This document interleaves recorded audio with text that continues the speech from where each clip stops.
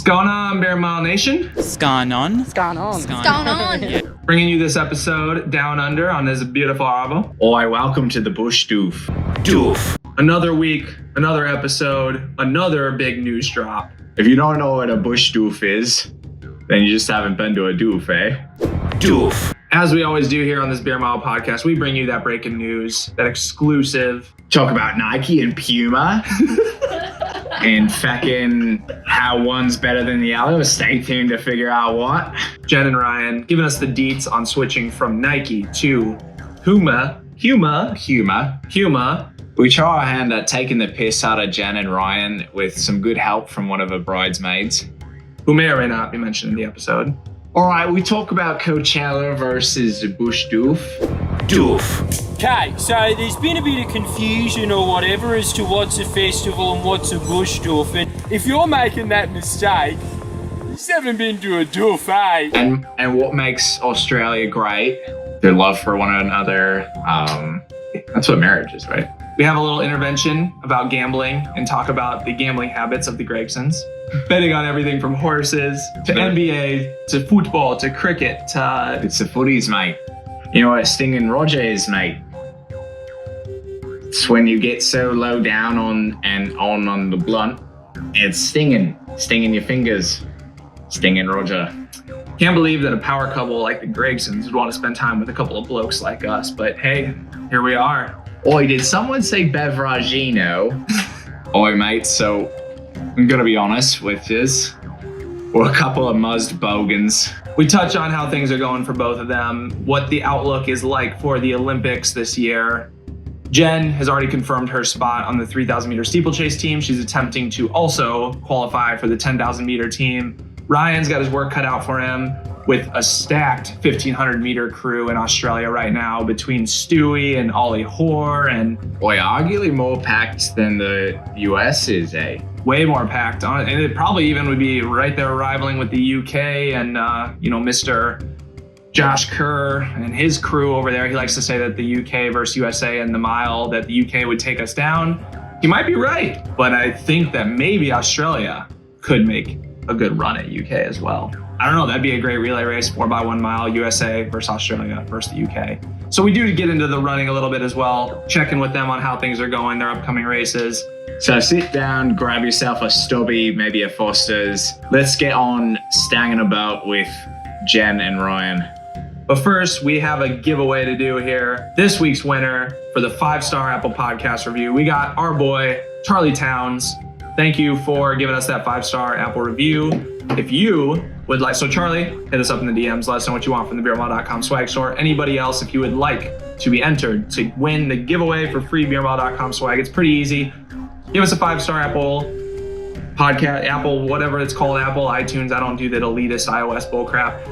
The Apple review, 5 stars. Send it to us on Instagram, a screenshot of it. You can also, if you don't have the elitist iOS device, you can also just take a screenshot of our podcast or share the podcast, however, an image, whatever it is. Share it on your Insta story, tag us, and we will also reshare you. So we're going to get you some clout as well, and you're entered into the giveaway. That sounds pretty neat. Huh?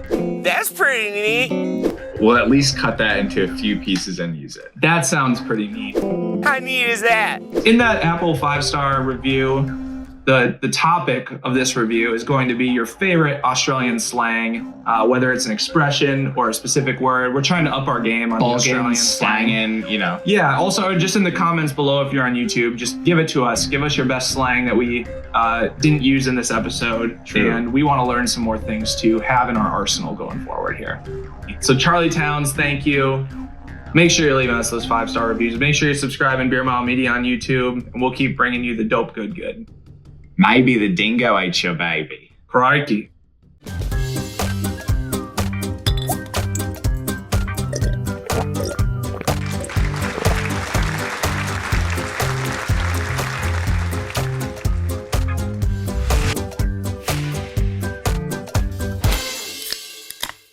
Yeah, so we debated what the first question of this was going to be because we have a lot written down. And we want to be concise. But now that Ryan's here, I want to turn the tables a little bit and ask the first question to him. And I just want to ask him if he likes what he sees. Do you like what you see, Ryan? How did you guys hear that? Ryan walking over to me with two of his mates either side, a little entourage, and they all had their shirts off, looking all kind of pumped up and proud of themselves. And Ryan walked over and I was sitting on the ground and he just called out to my name and he said, "Hey, Genevieve, do you like what you see?"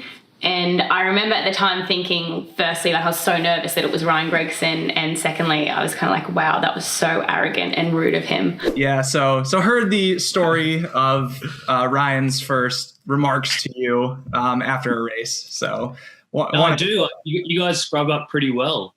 He does. I like the t-shirts and I like the drink you have in front of you as well. While we're diving into saying the shirts here, let's just ask right up front: Have either of you done a beer mile? I know several Aussies who are into the beer mile. I think it seems to be kind of part of the culture there, maybe even more so than the US. So yeah, curious if you've tried it. Yeah, beer is a massive culture here in Australia, but I'm one of those people that I can't even eat like close to a race, let alone scull a beer while I'm running. So I would struggle. But Ryan, he can eat while running. He'd be fantastic. Never done one, but I've always talked it up and said that I'd be really good. So we plan to do one with our training group, like at the end of the year. Okay. Because I'm good at sculling, and like if we're on like a long run, and there's like a Gatorade, I can just have that in like 10 seconds and just no problem. I feel like I could drink a milk. That's one thing I've noticed, like in the middle of a session, like a hard track session when you've got a million reps and barely any recovery, I struggle to even sip water. Whereas, he'll scull a drink bottle mid-session and keep going. So I think we should do that at the end of the year with our group, because I would like to know out of the boys who There were rumors that Stu was going to do one like 2 weeks ago or something like that. Yeah. He would be terrible. He vomits too much. Yeah. Okay. We heard a rumor. So I know, like, I don't know if you know, like Josh Harris. So I know him pretty well through doing the beer mile. And the word was that Stewie was going to do one a couple weeks back, but then he was racing some other race that same day. So I think that was just fake. He was probably trying to qualify for the Olympics. So he probably missed out on that opportunity. But honestly, I think what he obviously has up his sleeve is that he could jog a sub 4 minute mile, but the beer part would really, he wouldn't be able to hold it down. He'd sting him. I reckon he'd be like, by what is it called? He'd probably be disqualified. You'd have to do a penalty lap. He would have to do a penalty lap. Yeah. Well, really excited to see what you can throw down, Ryan. Would you ever? So, what if you like come out of this and you end up just crushing the world record or something? Are you gonna like? No, I can't do the world record. What is the splits and all that is just ridiculous. But I just know that. Obviously, I'm talking it up, and I've never done one, but I just think I'd be the prototype for a good beer miler. Yeah, like a good candidate to try. I have the mechanics to be successful. I truly believe that. I like it. I like that a lot. How about we start off with a little fun here? So instead of just diving into, we'll get to how training's going and some running pieces as well. But one thing that we like to ask about to our international guests, we've done this now for guests from Ireland, guests from the UK. We like to ask about like Australia versus the US in a number of categories and kind of get your thoughts. So, for example, US versus Australia, who has better food? Australia. And I feel like fresher, more. Yeah, I think because we don't like import a lot of stuff, just because we're so far away. I do believe like all our produce is fresh and local. You guys, what about your chickens? Like you inject so many hormones into it to make the chickens massive. No, and I grew up on like a cattle farm, so we used to eat our own cows. So I'm used to, high grade meat. But I lived in America for 5 years, and as much as I love the deals that you guys have and the size of your meals and your like the bang for your buck, like I used to go to, I don't know if you have it, I'm pretty sure it's an East Coast thing, is Moe's Mexican. Yeah. I was obsessed. For $5 I could get like almost unlimited food. So I'm all about that. But if we're talking quality, it would have to be Australia, hands down. So one thing on food, one of the people we talked to, because we do our homework before, some of these interviews. And one of the people we talked to on the topic of food said that as you're adjusting to Florida, you were at a baseball game and you made a comment on how large the American baseball players were and on Yeah. Like as in their physique, right? Physique, yeah. Yeah. Big boys. Because they're obviously like elite players and a lot of them get drafted into the pros straight out of college. And I remember just being like, but a lot of them are fat. Like they're not, but I didn't also realize at the time, like power is a thing, like behind hitting a ball, like you do need the weight to hit it. But yeah, that was a bit of a shock to me. And the college football guys, they are huge. Yeah. Who were the twins that went to Florida? The Pouncey twins were there when I was there. And I remember watching them like double on a scooter through campus. And I was like, you guys should split up. Like that scooter is strong. Yeah. How does the scooter even move? Yeah. Perfect. How about, okay, so there's food. How about just general culture? Yeah. This is so hard because we're always going to be biased. No, I'm not, because I lived in both and I love America. Like I loved my life there. It was so different. Yeah. But then again, Florida reminded me of home. That's why I picked it. But I would just say what I learned and I noticed, and the reason why I almost didn't date Ryan is I thought he was a brute. Like Australian men are so rough and like brute, like they swear every second like word. They use swear words to like describe each other as friends. Whereas I kind of described an American man as much more of a gentleman. And I remember one time in 2012 at the Olympics, Ryan was trying to woo me. And I just remember being like, oh, you're so rude and vulgar and like your language is disgusting. And American guys open doors and they carry my bags. And for the next like 3 weeks, he just would totally take the piss and pretend to like carry my bag and open doors and be all, polite, chivalrous he was trying to be. And obviously it worked, but it was all fake. Like he was just an American man. So I would say that's a massive thing with just obviously I noticed with males because I have 3 brothers in Australia. And I remember going back home over the holidays and being like, you're all just so rude and impolite and have terrible language. But I think that's the Australian culture. That's an interesting one. I would say there's probably quite a range, like going to college at Florida in the South, like there's definitely that Southern hospitality and like that's definitely a lot different than like New York City or something like that. Yeah. But still, I don't think, it's still different because it's not in New York City. People will just ignore you or be like, get out of my way or whatever on the streets. Yeah. There's still maybe not that level of like being vulgar. I feel like Aussies they're nice, but blunt. Yeah, they're super blunt and their humor is a little different. Like I remember Craig Engels came to a road race with us all in Darwin. It was like the Darwin Mile. It's the richest road mile in the world. And he like came out afterwards with us and we were all having a few drinks. And he said that he goes like, I just love Aussies. They're just so much more like me and they're rude and they swear and they're just like so blunt. And I was like, yeah, I guess that's a compliment. From like our perspective, I think like Aussie and British accents are both just like hilarious. Like no matter what you say, it's just funny. And I think most people in America think that. And that's why Aussie Man Reviews is so good. And exactly. So I don't know. Like I think the vulgarity just adds to the humor. Yeah. I have a friend that I went to college with called Mandy Perkins, and she, was on the running team with me. And she was a bridesmaid at my wedding, so we're still really close. But she came to Australia to visit, and she kept trying to use our like slang and our words and replicate them because she really liked them. And one of the ones that she couldn't quite grasp is if we say someone's making fun of you or mocking you almost, we say they're taking the piss out of you. Like that's a saying. And she kept saying, oh, I'm just taking a piss on you. And I was like, no, that doesn't work. Like, you said that wrong. That actually means what you just said. So we do have like a few Aussieisms that were really popular when I was in college. And I would use them not thinking twice about it. And people would laugh at me. Were there any that you couldn't pick up the reverse way, like the American sayings that there was one. You guys, for a while, I didn't know what do you say pet peeve? Mm-hmm. Sure. Pet peeve. We say pet hate.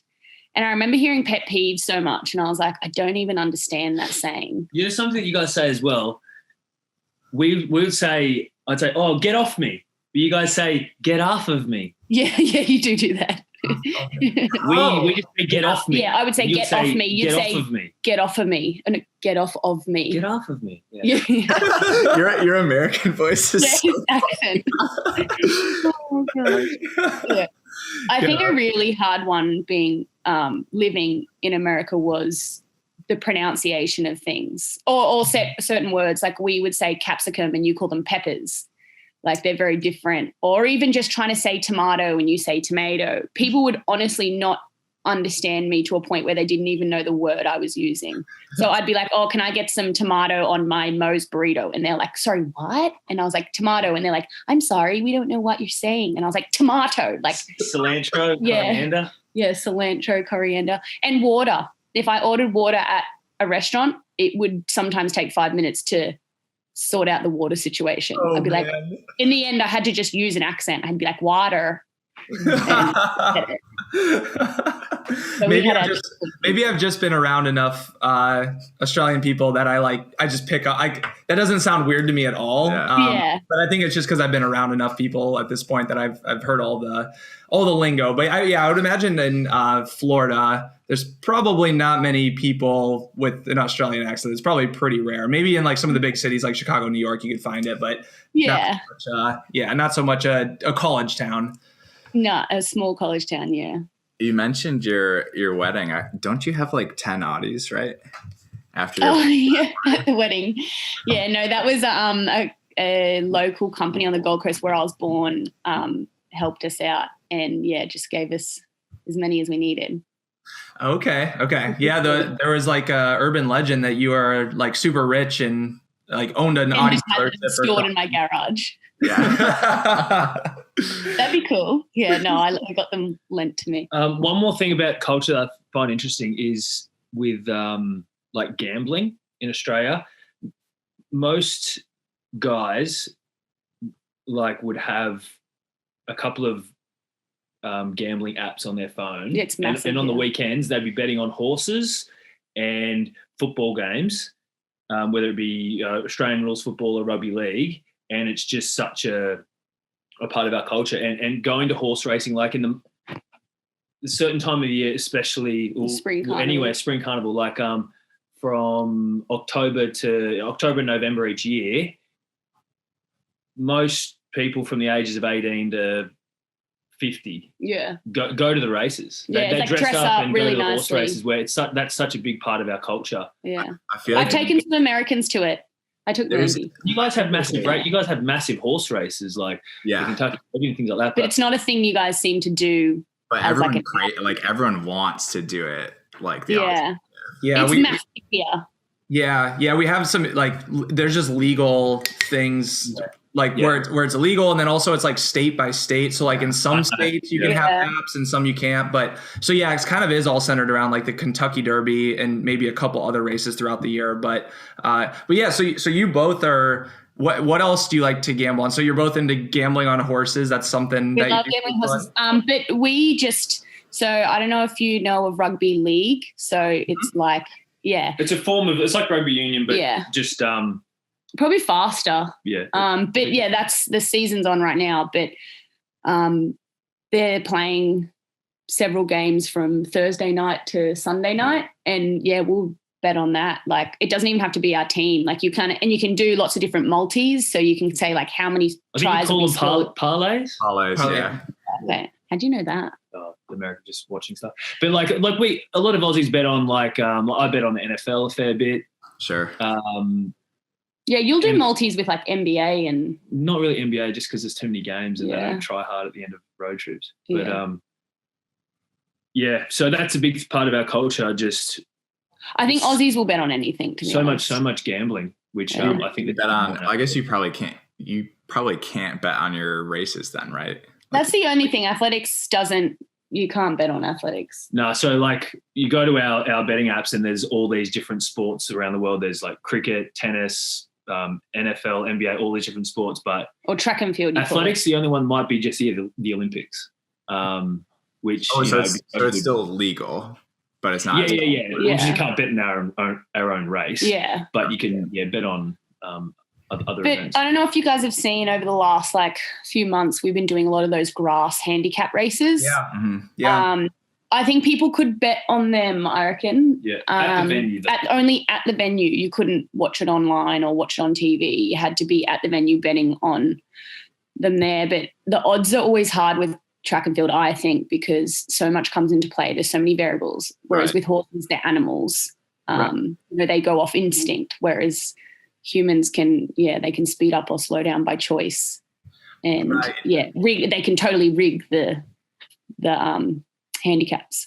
Yeah, absolutely. That's one really cool thing. We don't really have any races in the US that are unique at all. Like pretty much every race is the same. It's either like a time trial type race trying to hit a specific time or a time standard, or maybe it's like a sit and kick, but we don't have any like the last man standing mile was really cool to watch, or like the grass races with the handicaps. Or like the tan. Yeah, like those are all Yeah. those are all super exciting events, and I think maybe more people would appreciate or like to watch track and field in the US if they had events like that, as well as if you could bet on it. I think that would also help a lot. That always helps. Yeah. Curious, do you think you're net positive or net negative lifetime on betting? It sounds like you kind of know what you're doing. Because I'm a very obsessive compulsive runner, I tally everything and I am net down, but not much. Ryan's broken even just recently, but he got really high off $50. He turned $50 into a lot of money, but he's slowly dwindled down to zero, but he's broken even. And we always joke because he's like, if someone told you for $50 you could have 4 years of fun, would you pay it? Yeah. That's my excuse for going to the casino. Yeah, exactly. But as always, gamble responsibly. Yeah, always. Absolutely. Yeah, I wasn't sure if you were like a big better, like placing big bets, or you're just no, I do $5 on each thing. Yeah. I feel like since it's so much more common that like why bet the house when you can exactly go tomorrow, Yeah. No, I think that's I'm sure there's some gambling addicts out there, which is sad, but I think because it is part of our culture, it's not like you go out on the weekend and you just spend everything you have, because you know that next weekend you can go and the weekend after. So we're like I said, I do $5 bets because I'm not a big gambler. I just enjoy the fun of going to the footy or just we're at home and we want to watch a football game and maybe one of our teams that we support isn't playing, but we still want to watch the game. So it could be we might only be profiting $30, but it's just you end up getting into the game so much more. I've screamed so hard at a television to win like $11. It does make a big difference, though. It makes a huge difference. I feel like the gambling difference is probably like between the US and Australia is probably very similar to the drinking difference. Like Americans just like binge everything. Yeah. And then Australia's like you can do it, but only if it's in my house. I think that when I came to America, I was so surprised. Not that I want to sound like I was an alcoholic, but I also had drinking age is younger. So when I got to college, all college, students, I think, were so excited. It's like, oh, we're away from home. Now we can drink. And they would just go silly. But for me, I'd been able to drink for since I turned 18. So all through college, it wasn't as exciting. I wasn't like, oh my gosh, I can finally drink. And that was the difference, because that didn't excite me and make me go binge drinking. Whereas Americans wait so much later in life that it's almost like they're kind of released from jail and they just go crazy and drink so much. Yeah, I mean, that exactly describes it pretty much. Everyone likes to rebel once they're finally able to get away from home. Yeah. I guess on that note, between the US and Australia, what has better nightlife? Oh, I'll have to say you guys, only because you charge nothing to go out. That's coming from someone that lived in a college town. Obviously, I know all cities would be different. I'm sure if you go out to the nicest clubs in New York, you're paying a lot more. But in Australia, it's a small fortune to go out and enjoy drinks with your friends, or go to a nightclub, or go to a bar. Is it or are drinks just expensive in general? Alcohol is so expensive. Different to a pub might be okay, but as soon as you go to a bar or Something like a bit classier. more upper market or a nightclub, it's just silly. It's crazy, yeah. You will spend so much more, whereas in America you could have the fun, like the most fun out anywhere from, you know, in a college town or somewhere that's not as expensive and have a really good time for a low budget. You just can't do that here in Australia. But that's everything. That's the cost of living in Australia is very high. We get paid more. Like our minimum wage would be much higher, but food is so expensive. Alcohol's expensive. House prices are through the roof. So everything's kind of inflated that way. So I would say, like, when you go to holiday in America, that's when you really can appreciate it, because you're there temporarily and you get to just live off such a small budget but enjoy, you know, so much. That's crazy to hear. I knew the exchange rate was like, things were more expensive in Australia. I didn't realize it was to that extent, because people in the US complain about how expensive the US is. So yeah, no, it's crazy here. It's like some places in Europe. It's like England. The price of living is very, very high. Yeah. So how does that compare then for, like, say, a professional runner, professional track and field athlete then? So you mentioned like salaries are higher or whatever, minimum wage is higher in Australia. Is that similar for track and field, where, like, if you're Australian sponsored? Because I thought it was the opposite. I thought if you're it's the opposite. So that's the ironic thing. Everything is much more expensive here. So every other job here pays more than they would pay in America, for example. But track and field is such a low profile sport here. It hasn't been for years now on television. Like, our Olympic trials aren't on television. But say our swimming is. So our swimming is massive. Because we get we get a lot of medals in swimming, so it has higher government funding. There's probably bigger profile. The athletes are more well known. So our contracts in Australia, if they're coming from an Australian brand, they're extremely low. Like, you wouldn't believe some of the stars that you've heard of and how, like, little they're paid. So that does kind of suck, but that's why we do things like the tan or these handicap grass races, because there are other ways to boost our profile or make a little bit more money in appearances or prize money, because we are trying to do things to make up from other avenues, because, brand sponsoring is much more limited in Australia versus other. I think America would be one of the highest. What, I guess you mentioned, like, boosting viewership. What in your mind are some things that could happen over, like, the next few years that would, like, increase the reach of the sport, either in Australia or, like, we have similar problems in the US, but honestly, it sounds like we're in a similar spot. Mm-hmm. I think, believe it or not, COVID-19 has helped athletics a little bit, because people were so desperate for anything. In Australia, I mean. Yeah. And because Australia has done really well with cases, we have been able to get some meets up and running and do things like the tan. And, you know, I know we're only streaming them, we're not putting them on television, but it is shining a bit of light on the sport and our individual events and then the individual athletes. So that's helped a lot.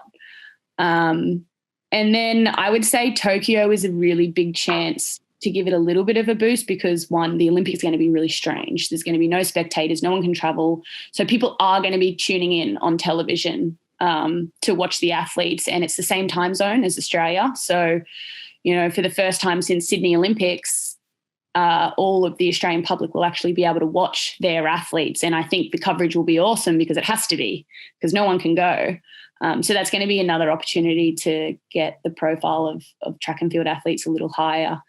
But I think with the sport, just in general, moving forward, we just need to be better at creating events like we did with Nitro in 2017 that had the elimination mile. And yes, we had to use Bolt to really get people interested. But there are profiles that, yes, are smaller than Bolt, but if we got a few of them together, it is going to engage the public to want to come and watch. And we don't even fill out small stadiums. Like, we can't get a crowd. Like, I've seen pre-classic or your Olympic trials. Like, they're massive. They're huge. Olympic trials are definitely. Yeah, Olympic trials are awesome. Like, I went in 2012 to watch, and I wish we could do it like that. And I think our federation, it needs to work harder on getting sponsors, and whether it's just getting a highlight package put on television, because track and field is so fun to watch if you get it right. I think highlights are.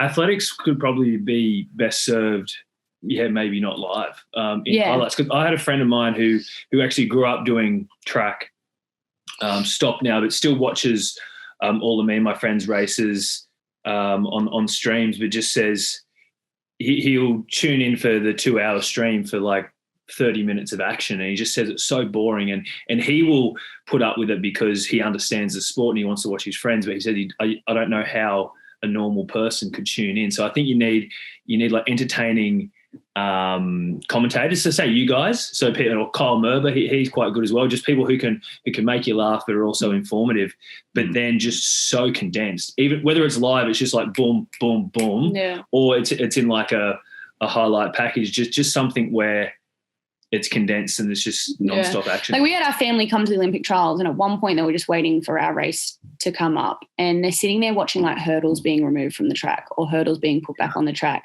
or like marshals walking around and, you know, checking the steeples. Like it's just, there's so much dead time and you're just going to lose people there. And for us, we need to serve. We started doing it, but at the track meets, some of these ones that you might have seen at Box Hill where like Stewie's attempted to run sub 13 minutes, or where Lyndon Hall ran sub 4, that's a really cool meet because it's a small local track. They set up a bar, they serve drinks, everyone's allowed kind of down towards the track, and they've been really successful just to get the crowd involved. And they've been some of our better meets in the last few years, which is just says how bad, like our sport's in a bad place. But little things like that to make it more exciting is what we have to do, because they try, because they got people on like lane 4. Yeah, they bring them all in to kind of get more close and they cheer did them on. it in some of those mile races in like it's a bit, it's a big one for Zatopek for us to bring crowd onto the track, but little things like that I think really help. Yeah, I like that perspective. I don't really hear that often, to not have it be live, maybe just delayed a little bit, but then be able to cut all that time in between events. That's a really good idea to incorporate. And there's not going to be really anything lost if it's like an hour delayed or 2 hours delayed. And people that are there in person that are true track fans still get the whole whole full experience. I like that a lot. It's a good perspective. It's also interesting because it seems like a lot of Australian runners are also like some of our more famous runners now in the U.S. Like I feel like there's a really strong following of Australian runners in the U.S. Both of you, as well as like Ollie and Morgan, and everyone knows who Stewie is, and so I don't know. It almost seems like I know more people maybe that would like be super fanboy and like make sure that they go to a meet to watch you run or watch any of those guys run, versus maybe it sounds like even some of the local Australian folks. Although I guess those guys are also based in the U.S. now too, so it's a little unique. They're not coming back to run, at least lately in the last year or two. Yeah, well, it can be fixed, because back in the era of Craig Mottram, like there were crowds. You know, we have had Melbourne Track Classic just, you know, completely full, the stadium just loud and completely packed out. We've had Sydney Track Classic packed out. We've done it in the past. It definitely has really dwindled over the years, and something needs to be done, because it's sad. Like I did Melbourne Track Classic this year, and I reckon I could have counted who was in the crowd.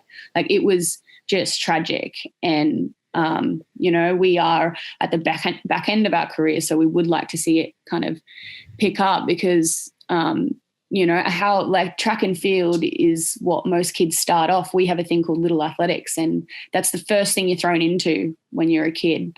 But people, they're going to get lost to every other sport, because why would they want to do an event when no one even cares or watches what you're doing? And, it'll soon be non-existent if it keeps tracking this way. Yeah, I think the wildest thing is that, I feel like especially in Australia, all of the athletes are very approachable, and that's like one of the main barriers, is that I don't think the audience feels engaged. So it's definitely not a problem with the athletes. It's just like how the sport is kind of being promoted. That's exactly it. It's the federation's job, to promote their athletes, because they're the ones that are going to bring in sponsors for track and field in general. Like they're the faces that should be used. But we're just Ryan, you've got to get sponsored by your cereal brand. Yeah, we're waiting. We've been waiting for the call up. We have this is maybe a bit controversial, but we have a problem in Australia where we give the opportunities to maybe our best performing athlete, but that best performing athlete might be in a technical, non-popular event. where really the ones that draw in the fans are the runners. But because they mightn't be the ones getting the medals, they won't be the face of athletics in Australia. And I think that really hurts us. It's kind of shooting us in the foot, because we're the marquee athletes for the Australian Athletics Championships are relatively unknown athletes. And if that's the advertisement for tell people to come and that they've never seen these athletes before, even though, you know, they might be medalists in just like technical, less profile events, I think that hurts us, where we got so many good storylines in the main events. Like we've got a 100-meter runner right now, Rowan Browning, who's ran 10:05, and you know, that's massive for an Australian guy to do that, and it's an incredible storyline. But you know, he rarely gets a look in because he's not going to win a medal. Even being more biased because he's in our training group, like Stewie, he's on the circuit front running 3:30 or 31. Like, it's just insane what he's doing, but he's not even a pin-up guy here drawing in crowds. You know, he's not used because he hasn't medaled. In the US. Yeah, we kind of do the opposite. We don't give like any attention. People would probably argue that we don't give enough attention to the field and technical events here. And we give all the attention to the sprinters and to the milers, are kind of like the two groups. I wish we had that model, because if Stewie, you know, was able to just get a bronze medal in Doha World Champs in the pole vault, he would be. The federation would use him as the pin-up boy. It comes from government funding. If you get medals, that's where the money goes to. If you're not getting the medals as a runner, the money doesn't go there. So that means the attention can't go there. It needs to go where the money is being created, and that's getting medals. Right. Yeah, that's interesting, because like I feel like one of the bigger shifts in the US is that it's not that it's like fully tied to like how popular you are, like how much you can push a brand, but it definitely plays a factor aside from performance. Yeah, social media is definitely a growing thing in the US for sure. And we've seen lately that some people that wouldn't have been a professional runner coming out of college a couple of years ago, or 5 years ago maybe, they're able to because they have a huge Instagram following or YouTube following. And so we're definitely trending towards that. And I guess you both would be perfect examples of like having that social following internationally, and like being, you know, I'm curious then now, like thinking about this. So have you been approached, or what are the restrictions around, like, so you're getting sponsored by Nike, but it's specifically in Australia. Like, why is there not an opportunity for it to be broader than that, I guess? Like a company outside the Australia to approach you, or like Nike, I don't know. I'm total like naive. Don't know how all of this works behind the scenes, and I'm sure like Nike Australia is a separate operating group from Nike US and all of that. But I'm just curious how that works from a sponsorship perspective, especially with the following that you have, that you could maybe get some other sponsor deal, whether even if it's not a running shoe company. First of all, we're not with Nike anymore. We're in negotiations with someone else, so that will come out very shortly. We haven't released it though yet, so you might have to.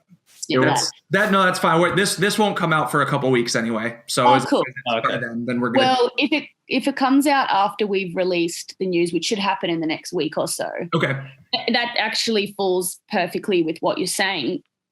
Nike Australia completely hamstrung when it comes to, you know, where they can delegate their money to. They have taken us on for the last 4 years, but previously to that, Ryan was I was with New Balance US.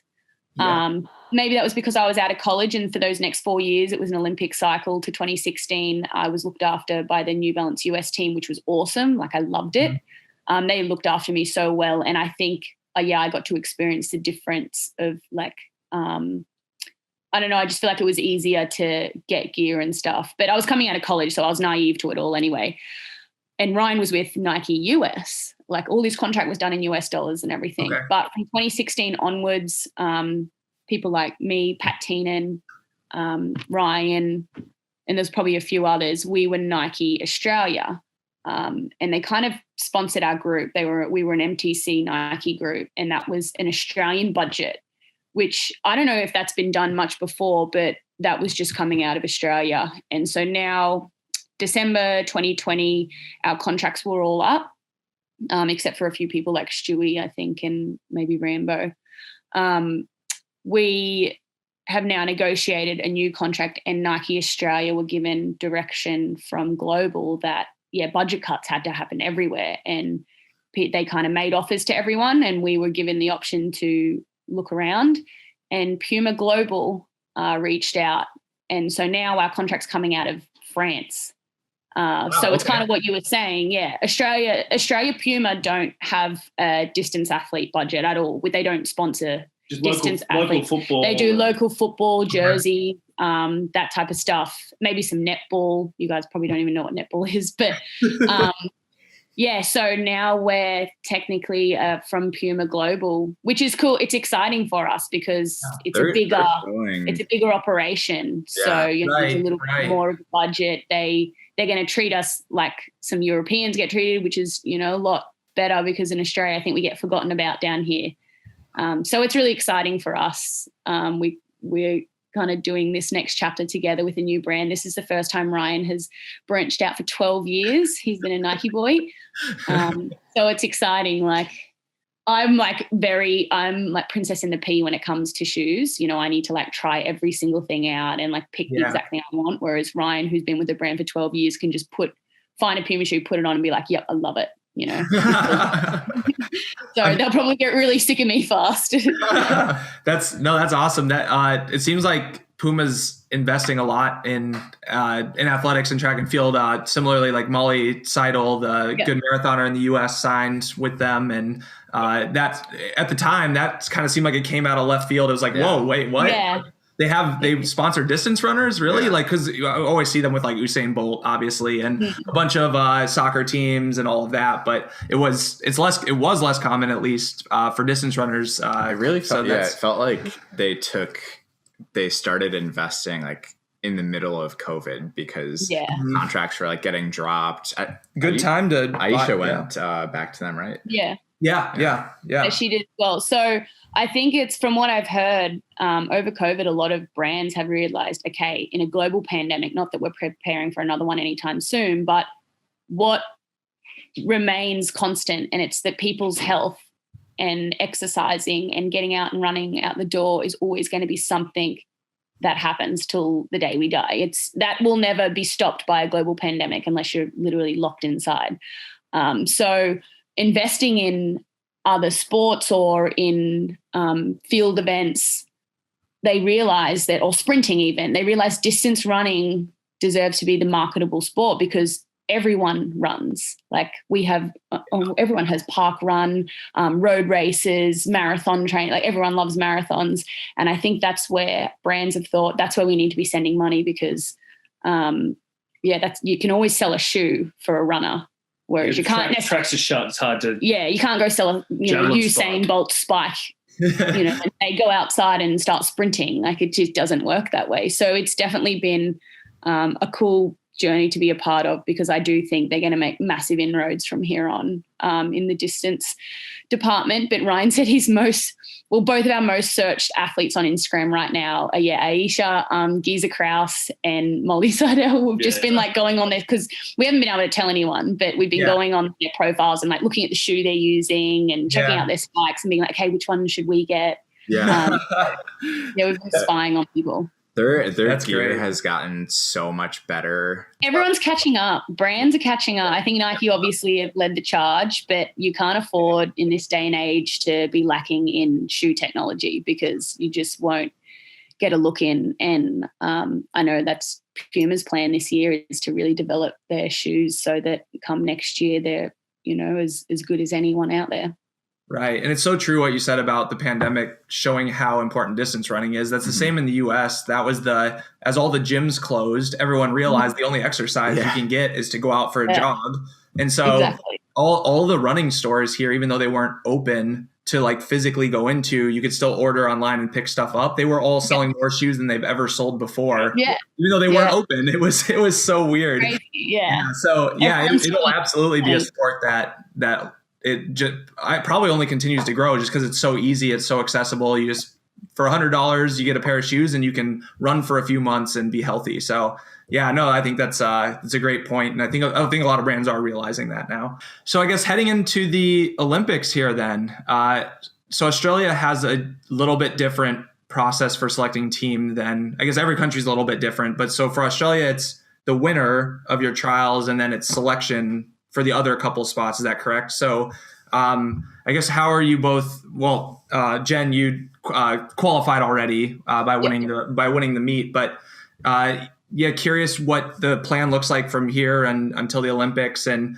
also as well, I know you mentioned at some point kind of maybe venturing into the 10K again as well. Is that something on the table for this Olympic cycle, or just maybe a future event for you? Yeah, so firstly with the steeple, I had the qualifier, which was handy. So for Australians, if you can go into the trials with the qualifier and then win, you're an automatic selection. And so we've been named.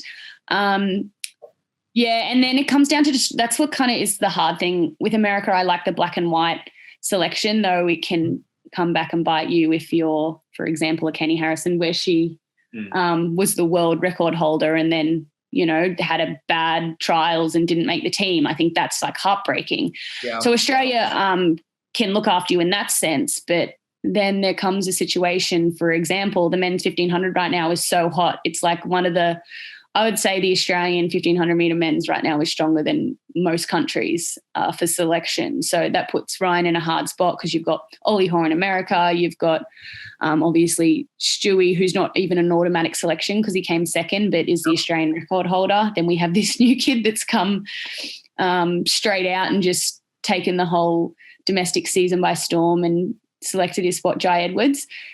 And Matt Ramsden, like another one in our group that has the qualifier but didn't run as well at the trials. So that makes it difficult because our trials hasn't decided the second and third spot, even though, you know, you can look at times and just do it as straightforward as who's got the fastest time, or you do some head-to-heads. It gets really difficult. But for that reason, we're going to head overseas soon. So we want to do the European season. We kind of have to because we've done a weekend here in Australia. Ryan actually leaves next Wednesday, which I know this podcast will be released a little bit late. So he leaves on May 12th. And he will head over to Europe with Stewie, Matt Ramsden. Who else is going? Maybe Dave McNeil. 5K guy. And they're all going straight into London, and Gateshead Diamond League is on the 23rd of May. So Ryan, Rambo and Stewie are all running a 1500 there. And then, we kind of have to plan as we go because it is difficult with COVID and tests and quarantine. We'll kind of be planning as we go. For me, I'm going to fly overseas May 23rd, and I'm going to go straight to Doha Diamond League, where I'll do my first international steeple of the season. And then I'm actually going to go to Amsterdam and do the 10K in Hengelo, where it's actually the Ethiopian trials. So I'm a little bit nervous that it's going to just be very erratic pacing, but I am going to try attempt to run under 31:25 because, yes, I would love to go to the Olympics this year in the 10K. It's on the last night. It won't take away from my steeple. Yep. Obviously, that's my pet event, but my coach is saying that I can have one more chance, but that's it. And it's not the end of the world if I don't get it, but I do think that I'm a good 10K runner. I haven't really proved it on track, but I've proved it on road a lot. So hopefully I can run well in that and try. I think if I get under 31:25, I'll be automatic selection just because I have done our nationals from 2019 and 2020, which technically both count as our trials. So that's the plan for us. And I think we'll just go from Europe to Tokyo. But again, all that planning will happen last minute because I don't even think you're allowed holding camps anymore. Right. That's interesting. So 3K steeple and 10K, I guess I know you say that you have really good endurance, and then I guess your steeple is a strength just because you're good at hurdling, that piece of it. So the 5K, not as much of a strong suit as the 3K steeple and the 10K? Oh, I think I would love to do the 5K instead. The 10K is brutal from the experiences I've had. I don't necessarily enjoy it. But the program this year is really difficult. In Rio, I could do both. Even though it was tight, I could still get my steeple heat and final done before I even ran my 5K heat, which I liked because I don't want to disturb my steeple program. But this year they've kind of intertwined the steeple and the 5. It would be like steeple heat, day later, 5K heat, day later, steeple final. Like it was just too hard. And yeah, I'd rather do just one event than try do two badly. So that's why I decided the 10 because it was the only other distance that I'm hopefully capable of doing in the program because it's on the last night. That makes sense. Yeah. And Ryan, sticking to the 15 or venturing into any other races? 15 this year. Yeah. We tried to dabble in the 5, but he just hates it. I'm just not that good at it, to be honest.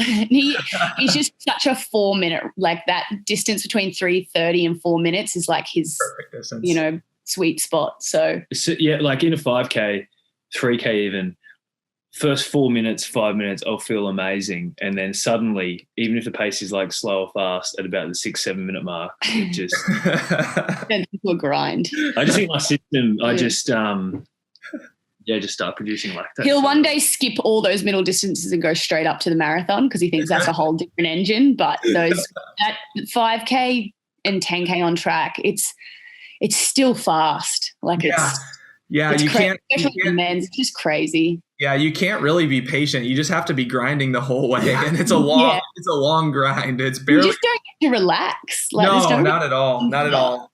And hopefully, if you venture into the marathon, at least you can make it. At least an hour and a half. Hopefully, feeling relatively comfortable. I did a 3K, February. I think I ran 13:33. I blew up, but I think 5K. Ran 13:33. I went through maybe 7:59, but the first few laps were like 63s. Like nothing was 63s. Like that's not comfortable. That's not a relaxed pace. Like I imagine doing a marathon and just like a 63 could be a slow lap in a mile, not a 5K. That could be a slow lap. Yeah. The pacing in the second lap, you might drop out to a 61 high or a 62. It's just like, especially a 3K, that just feels like a long 1500. Yeah, I know. That's I think half marathon when it's just completely just rhythm. System, yeah. I think I'd be actually better, which sounds crazy. But. Yeah. But the 15, you have to be like, I feel like you have to be zoned in the entire time. And the 5K.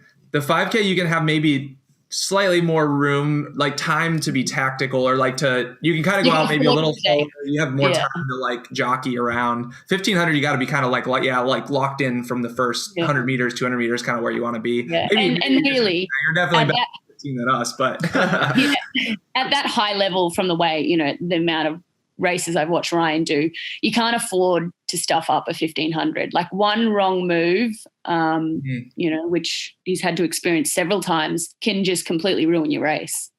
That's what sucks about it. Yeah, and it might not even be something that you necessarily do. Like you could just get stuck on the inside. Yeah. So third Olympic team. How are you a lot more, I guess, comfortable? I don't know. Going into the 2012 Olympics, that was for any listeners that don't know, that was the crazy story of you making the qualifying mark the day after the team or the deadline for the team being picked. And then the whole basically getting people to get behind you and the hashtag and getting you selected for the team kind of after the fact. So I'm sure that was a crazy year, but curious how you're approaching this year, differently from that year or 2016. If you a little less nervous going into it, kind of know what to expect, different mindset, anything, how your outlook is a little bit different. Yeah. Like 2012, I was just still couldn't believe that I got there because, not only did I necessarily qualify, I got put in controversially. And even when I turned up and got my uniform or turned up and walked out onto the track, I was like, okay, now I actually made it. Like, this is exciting.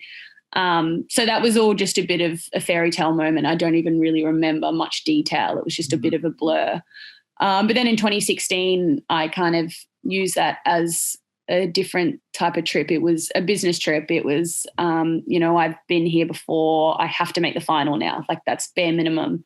And then to just miss out on top 8, kind of got dipped on the line by Colleen Quigley, actually. Yeah. It still was such a surreal experience, and I was so proud of myself, and also to add the 5K in and PB in that as well. I walked away from Rio just being like, you completely exceeded all expectation. You did more than you could have possibly imagined, and I was so happy. But yeah, as a third Olympics, there's definitely no excuses now.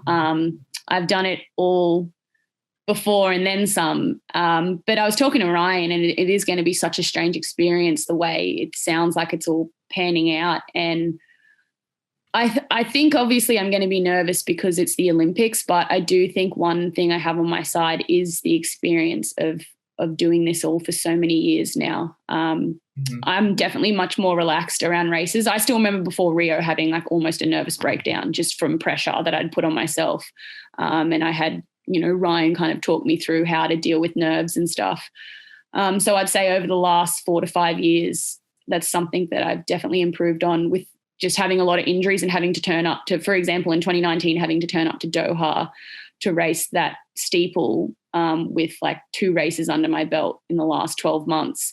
I think nerves is something I've dealt with really well and turned it into positive energy. And so going into Tokyo, I have really high expectations. I don't see why I shouldn't be in the top 5 or 6 and working closer towards a podium place. But I've also had 2 years of health, touch wood, for the first time in my career, really, since college. I don't want to say I'm injury prone. I think I've just made a lot of mistakes and just probably rushed back and been a bit of like a bull at a gate, and just always wanted to be good straight away, and I haven't taken my time. But over the last 2 years, and maybe that's why COVID was a bit of a blessing, I've made sure that I've used this opportunity to make the strongest foundation possible, so that come Tokyo, I'm literally just the fittest I've ever been and strongest I've ever been. And it's enabled me to focus on little parts of my racing that I haven't even had time to, because I've just been rushing back to fitness. And I was saying to Ryan this year, that's why I did a lot of 1500s. I want to practice on my finish. It hasn't been my strength.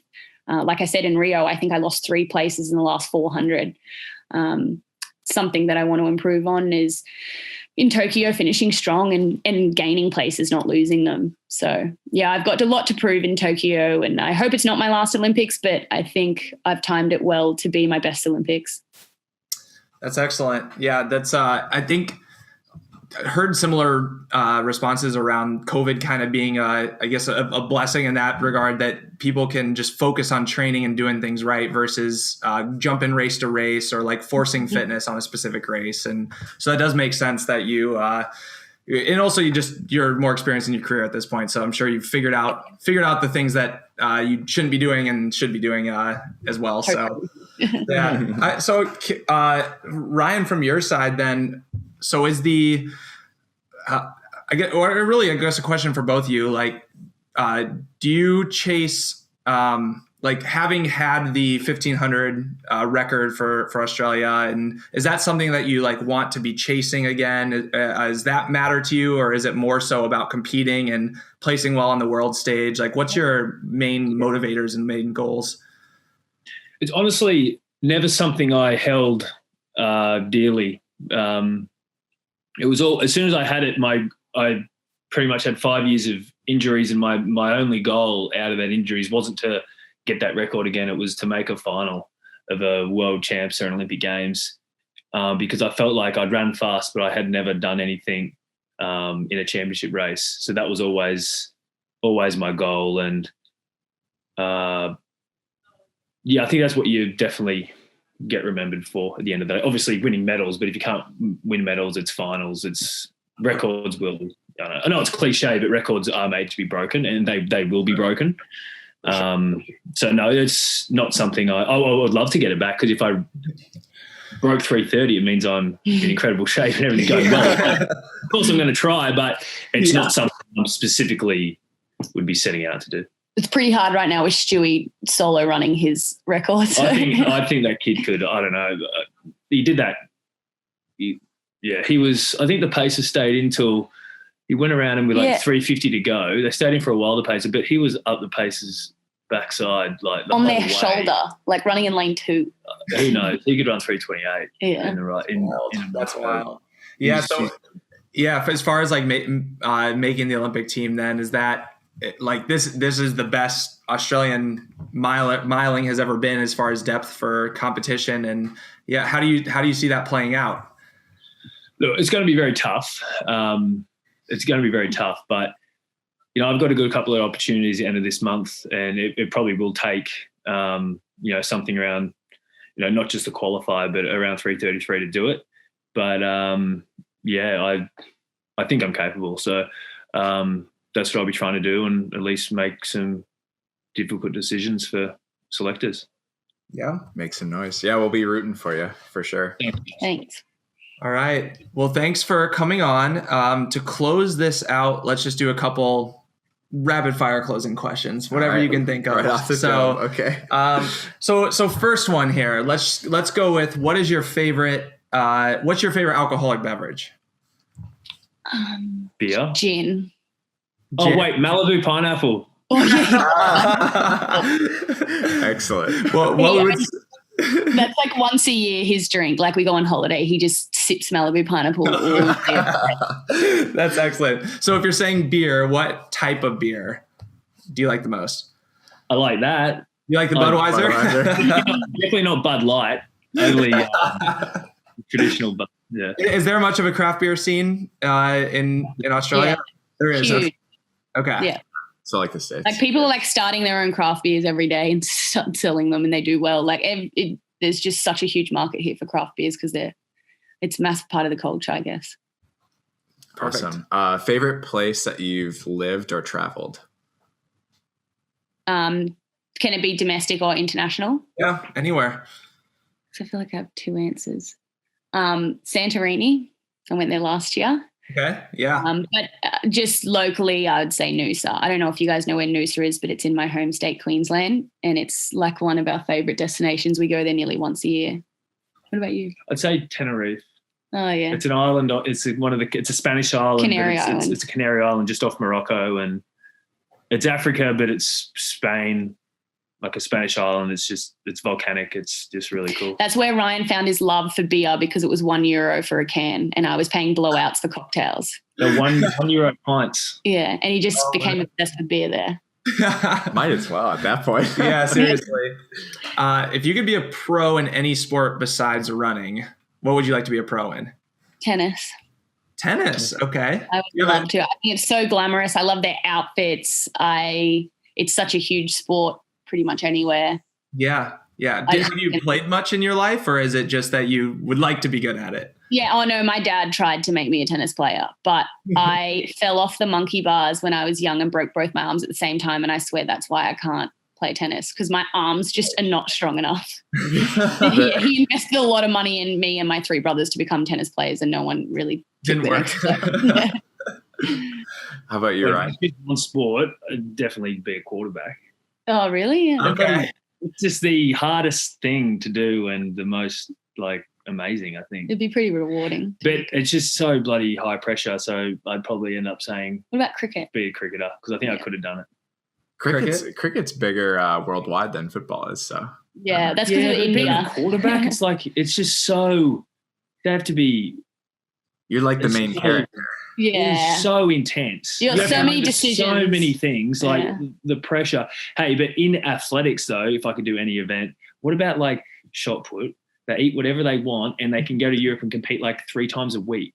Yeah. Yeah. Yep. And like go to the dining halls in these beautiful locations and not have to worry about like eating the right thing before your race. Yeah. Or about the 200, the start doesn't matter a heap, and you also don't get lactic like the 400. 200 is like the best it's event. Like safe. As soon as it starts to hurt, you're done. You're done. And start is crucial, but not like the 100. Right. Yeah, the 100 comes down to the start amongst most of the top guys, but the 200 you have a little more time. Yeah. I mean, Usain Bolt wasn't like amazing at starting, but he could crush everyone at the he just too fast. Yeah, I like that. I think the quarterback, the drawback there, well, yeah, like the pressure piece, but also just getting sacked by a 380-pound dude. Yeah. Just getting destroyed a couple times a game wouldn't be And very you're just the target. You're just constantly the target. But Ryan's a tough brute. So. Yeah, that's true. He can handle it. If you had one day left to live and money was no object, what would you do? Ooh. Go gambling? No, because you don't I'd get to probably go down to a pub with all family and friends. Shout the whole place. Watch live sport, drink, put a few bets on, and just that's And what I'd do. do it down at the water for a sunset. At a bar overlooking the water and watching the sunset. There's nothing like a good sunset. But definitely something involving a few beers, live sport, Family. friends and family, and sunsets. I'd probably hire a yacht and get all those people there on a yacht and just sail out in Sydney Harbour or something Yeah, live a little large. until I die 24 hours later. What would you guys do? Oh, we've never been asked that. Yeah, we've never been asked back, man. I think you have to go with it's just all of your friends and family in one place, like having drinks, hanging out. It's just a matter of picking where. And so it's either like a beautiful mountain landscape, or it's like the beach option. I think I'd go yacht. I can't argue with like 80 degrees. Well, I guess 80 degrees Fahrenheit. What would that be, like 25 Celsius, 28 Celsius? Just like 25 Celsius out on the yacht in the sun. I can't argue with that. And drinking Malibu drinks. Yeah. No. Yeah. I would probably do like a huge bonfire on a beach and just that's all fun. your friends and family and just sit out there. Yeah, I love I like that. it. I think that's a great, nice vibe to end on. Yeah, that's a calm. 24 hours. Excellent. Yeah, Thank you, Ryan and Jen, for coming on. We'll be rooting Thanks, for you. guys. We'll be cheering for you at the Olympics and ahead of that as well. So, and also Ryan, that beer mile, whenever that happens, let us know. I'll stream it because I won't be there. We definitely want to tune in and see that. Oh, for sure. It'll be a blast. Yeah. Oh, cool. Thanks for having us, guys. Thanks, guys. Of course. Cheers. See you later. And there you have it. That was ATYHA, and there you have it. Wait, it's H. ATYHI, and there you have it. And that's the way the cookie crumbles. ATYHI, and there you have it. That was Jen and Ryan. the beer mile classic right there. And there you have it. Those awesome guests, Ryan and Jen. Leave us in that Apple 5-star review. The topic of this review is going to be your favorite Australian slang, whether it's an expression or a specific word. We're trying to up our game on the Australian slang. Slanging, Yeah, also just in the comments below, if you're on YouTube, just give it to us. Give us your best slang that we didn't use in this episode. True. And we want to learn some more things to have in our arsenal going forward here. I think that's all we got this time around. It's pretty dope that Jen and Ryan dropped some news about switching from Nike to Puma. It was even a surprise Unprovoked, that yeah. Ryan was on. Yeah, we didn't even know Ryan was going to join, and here he was. It was What was the cereal he was eating? the Wheat Bix. Wheat Bix, yeah. Those Wheat things Bix, are. I think. I We'll can't have a remember. picture of those up on Yeah, the screen. yeah. But interesting. I mean, it's just plain cereal, kind of like we have corn flakes. It'd be like the wheat version of that. Is it called Wheat Thins? That is like the little bread thing with sugar on top. No, Wheat Thins are like the salty crackers that we have. What is the cereal that I'm thinking of though?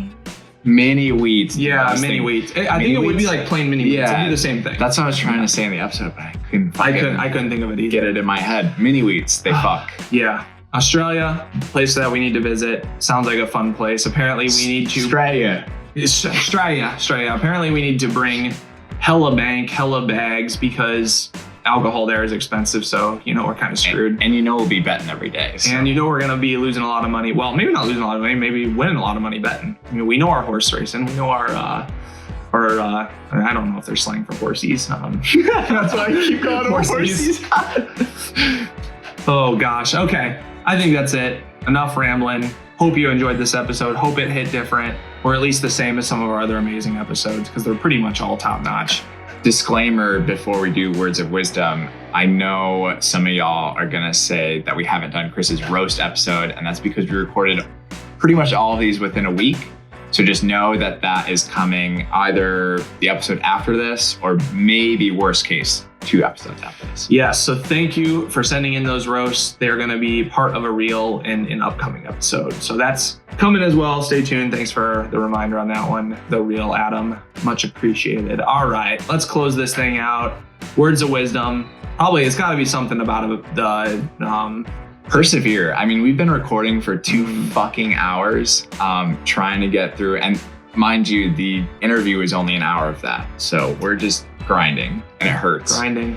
That doesn't include setting up the studio, taking down the studio, editing the things, Jack's falling asleep on the couch. There's a lot that goes into this. So we appreciate any support you can provide back to us. Lastly, thank you for sending in those roasts for me. Just the way it worked out, we recorded several episodes in a row here, and so we've been collecting those while recording these episodes. And so at the time that you're hearing this, it's actually a couple weeks after it's been recorded. That is why the roast has not come out yet, but stay tuned. It is coming. In the next episode or 2, you will have the roast of Chris. It is coming very soon. So thank you to those that have sent in those roasts. And maybe when you're hearing this, send in more. I guess there's never a shortage of roasts, so keep firing away. Yeah, I mean, the roast is, it's coming like me without a condom soon. Is that loud? That's pretty funny. You can submit those roasts on anchor.fm/beer-mile-media. And we also have the ability to support the show at that same place. We really appreciate it to those who have pledged a monthly amount to keep this show going. Oofda. So that we can build up our arsenal of slang terms here. And also, how did we do this live? That's all I want to know. Yeah, we're messing up a lot here. Genevieve and Ryan Gregson joined the podcast this Arvo, and we were honored for them to entertain a couple of blokes like ourselves. Genevieve and Ryan Gregson join us this Arvo, and we're really honored that they would join a couple of brutes like ourselves. We're going to be honest here, listeners.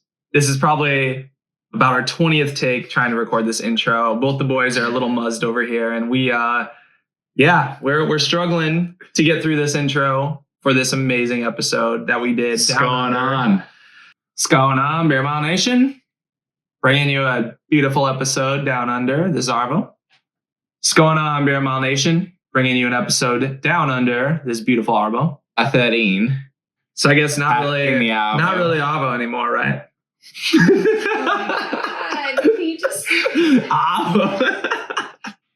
We dig into their gambling habits, gambling problems. So we're taking the piss out. We're trying to take the piss out of them. I can't even speak in an Australian accent anymore. You got this. You got this. Yeah. Or is that going to get you in trouble? No, that can get you in a lot of trouble. No, I could get you in. It's kind of like crosses a lot of lines. Well, we have an lines. obsession with shortening things. We're so taking the I suppose, piss out of it. Yeah. Right, and enough of us. Well, let's get into the fucking thinger, right? Dude, gonna end my life. She's got me stanging.